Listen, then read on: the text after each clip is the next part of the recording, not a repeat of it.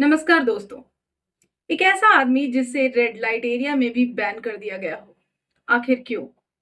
आज एक ऐसी कहानी हम आपको सुनाने जा रहे हैं जो आपको भी हैरान कर देगी। दोस्तों, रवि नाम का एक युवक जिसकी जिंदगी में कई औरतें आई और उन सब ने उसे जानवर, वहशी, दरिंदा जैसे शब्दों से नवाजा और आखिर में उसे छोड़कर चली गई। आखिर ऐसा क्या हुआ था? क्या हुआ था उस लड़के रवि के साथ? तो दोस्तों, चलिए शुरू करते हैं कहानी। लेकिन उससे पहले अगर आप मेरे चैनल पर नए आए हैं तो प्लीज इस चैनल को सब्सक्राइब कर लीजिए और वीडियो को लाइक करके शेयर भी जरूर कीजिए। और रवि की कहानी की शुरुआत होती है जब एक झारखंड के एक छोटे से गांव का रहने वाला इंसान, जो कि कटकाठी से काफी लंबा चौड़ा और भरा हुआ शरीर का नवयुवक था। गांव में रवि के उम्र के सभी लड़कों की शादी हो रही थी और तभी रवि के माता-पिता भी रवि की शादी के लिए कहते हैं।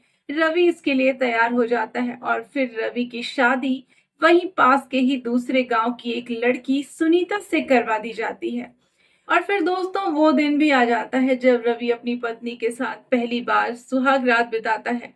और तब सुनीता जैसे ही बेड पर पहुंचती है और तब रवि अपना सुहाग रात वाला कार्यक्रम शुरू करता है। और तभी अचानक उस कमरे से सुनीता के चिल्लाने की आवाज उठती है।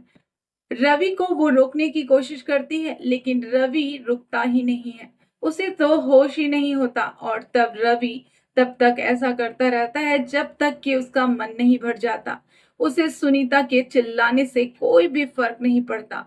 और वहीं सुनीता भी दर्द से कराहने लगती है और बार बार कहती है कि रुको, मुझे दर्द हो रहा है। लेकिन इस बात की परवाह रवि को बिल्कुल नहीं होती।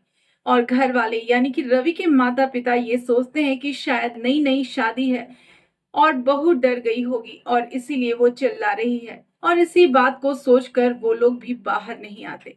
लेकिन वहीं सुबह होती है और फिर रवि सुबह ही अपने काम पर जल्दी ही चला जाता है। उसकी पत्नी सुनीता दर्द से ठीक से चल भी नहीं पाती और आकर अपनी सास से रो रो कर कहती है कि मुझे यहाँ नहीं रहना, मुझे अपने घर जाना है। सुनीता बार बार ये बात करने लगती है। तब रवि की माँ उसे समझाती है और कहती है कि बेटा, ये सब कुछ होता है। लेकिन सुनीता ये मानने को ही तैयार नहीं है और आखिरकार सुनीता बार बार यही बात करने लगती है। और तब रवि की माँ को समझ में नहीं आता कि आखिर सुनीता को हो क्या गया है।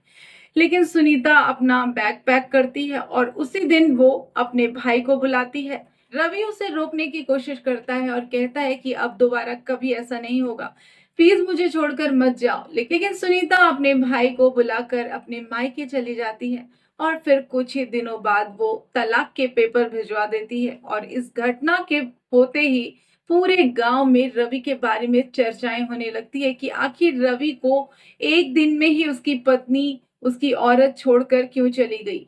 क्या रवि में कोई दोष है? गांव के लड़के रवि को चिढ़ाते हैं और कहते हैं कि रवि के अंदर ही कोई कमी होगी, तभी तो ऐसा हुआ है, उसकी पत्नी उसे छोड़कर चली गई है।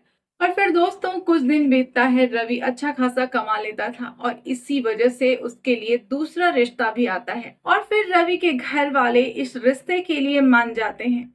आरती नाम की एक लड़की से फिर से रवि की शादी हो जाती है और अब रवि काफी खुश होता है। उसे लगता है कि सब कुछ ठीक हो जाएगा। दोबारा सुहागरात होती है और फिर वही सिलसिला शुरू हो जाता है। वही दर्द भरी चीख, वही बेरहमी से हैवानियत करता हुआ रवि अपनी पत्नी आरती की कोई भी परवाह नहीं करता। और ये सब कुछ वो तब तक करता रहता है जब तक कि उसका दिल नहीं भर जाता, जब तक कि उसकी शांति नहीं मिल जाती। और आरती इसी तरह से चिल्लाती है और चीखती है और कहती है कि तुम तो हैवान हो, राक्षस हो, तुम एक जानवर हो, मैं तुम्हारे साथ बिल्कुल नहीं रह सकती। लेकिन रवि आरती के सामने गिड़गिड़ाता है, माफी मांगता है और कहता है कि आगे से ऐसा कुछ नहीं होगा, मैं अच्छे से ध्यान रखूंगा, प्लीज मुझे छोड़कर मत जाओ। लेकिन बार बार रवि कहता है कि अब वो उसे बिल्कुल तकलीफ नहीं देगा। और आरती अब बिल्कुल घायल अवस्था में होती है और इसी तरह से 2-3 दिन बीत जाते हैं।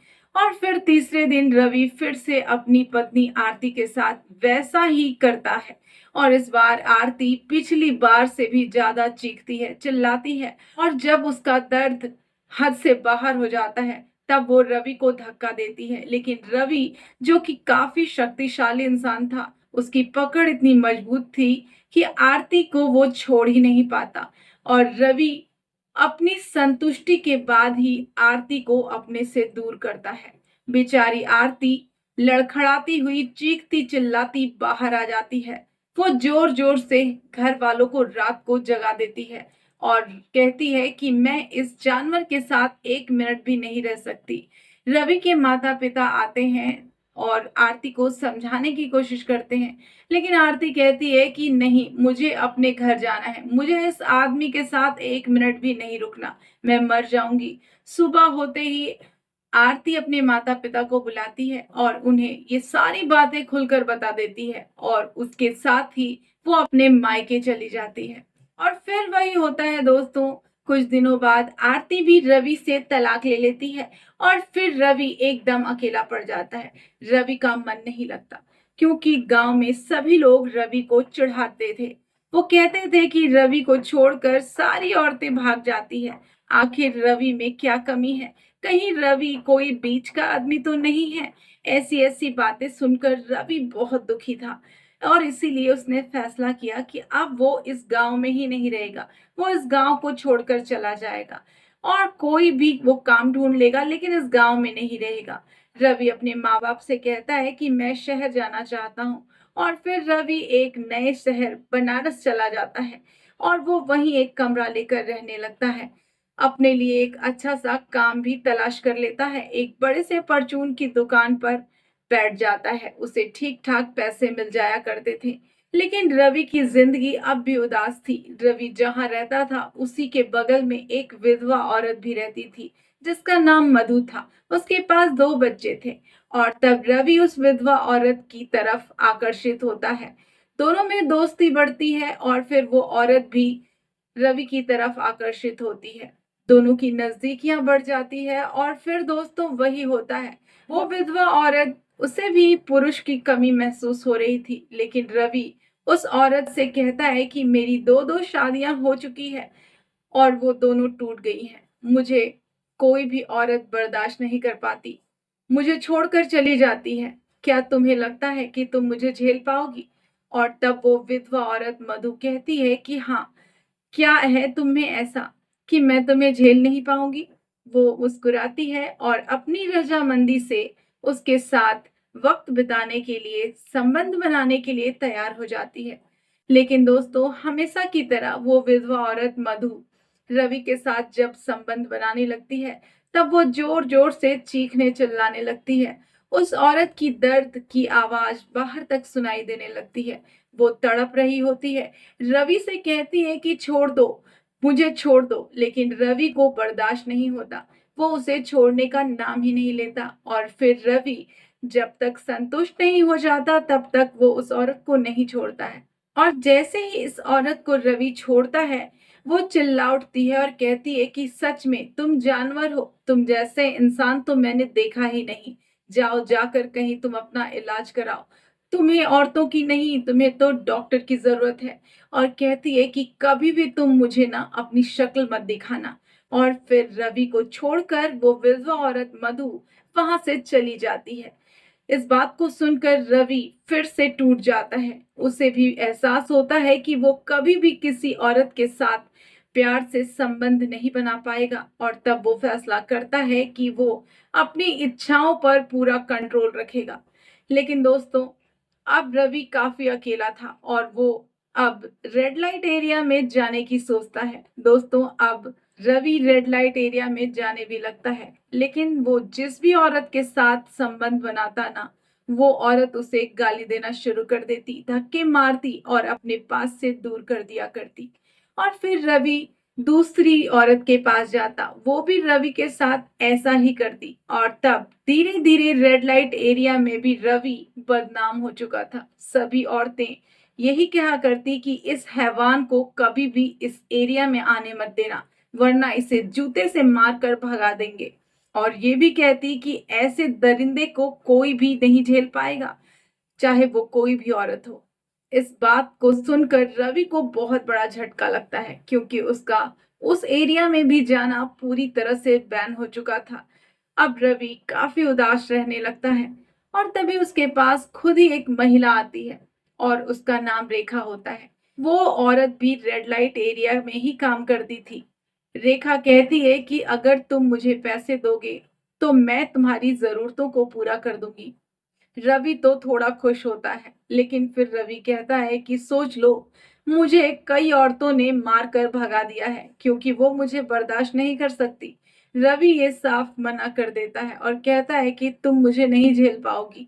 लेकिन रेखा कहती है कि मुझे पैसे चाहिए, मुझे बहुत जरूरत है, अगर तुम मुझे दोगे तो मैं उफ तक नहीं करूंगी, मैं हर दर्द झेल सकती हूँ। और तब रवि तैयार हो जाता है और उसे 10,000 रुपए देता है। रेखा वो पैसे रख लेती है और वक्त बिताने के लिए तैयार हो जाती है। और फिर रवि और रेखा लगातार 3 से 4 बार ये सब कुछ करते हैं, लेकिन रेखा एक बार भी मना नहीं करती, बल्कि वो तो रवि का पूरा साथ देती है। और अब रवि रेखा से कहता है कि मैंने कुछ ही दिन पहले डॉक्टर से मिलकर अपना इलाज कराया था और आज मैं तुम्हें पूरी तरह से संतुष्ट कर सकता हूँ। मुझे एक ऐसी औरत मिल चुकी है जो मुझे भी स्वीकार कर सकती है।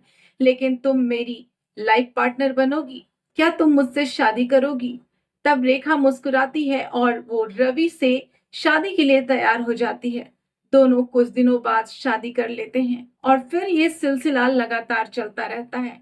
और फिर रवि ये फैसला करता है कि अब वो रेखा को यानी कि अपनी पत्नी को लेकर वापस गांव लौटेगा। और वो गांव लौटता है अपने माता पिता के पास।